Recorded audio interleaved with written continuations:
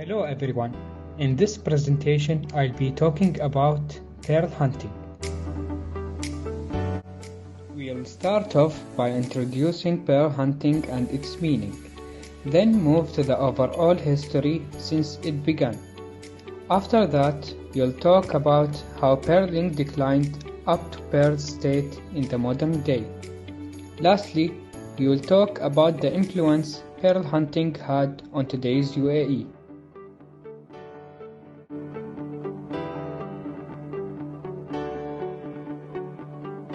Pearl hunting, also known as pearling, is the act of recovering pearls from the oysters in the sea. It used to be the main profession of our ancestors.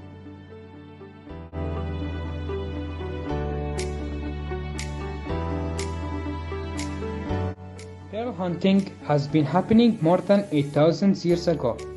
The history of pearling in the UAE is ancient, with archaeologists finding the oldest pearl in the world in Abu Dhabi, which dates back to 7,000 years ago. Later in the early millennium centuries, Ras Al Khaimah was a booming trade post because of the pearl industry.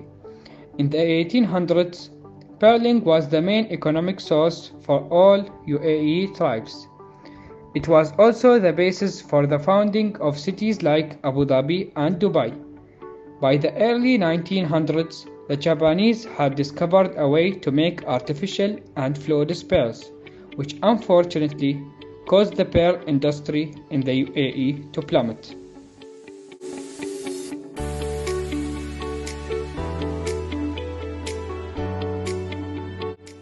Even though pearling is non-existent in today's world due to its inefficiency and risk potential, it is still regarded as one of the main historical and cultural background of the locals.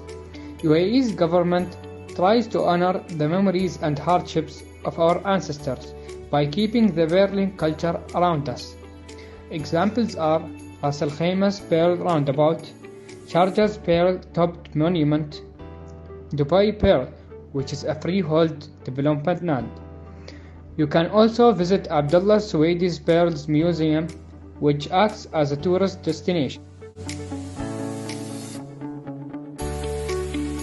Pearling has some effect on today's UAE, such as the concentration of the population on the coast, and the huge advancement in the shipbuilding industry.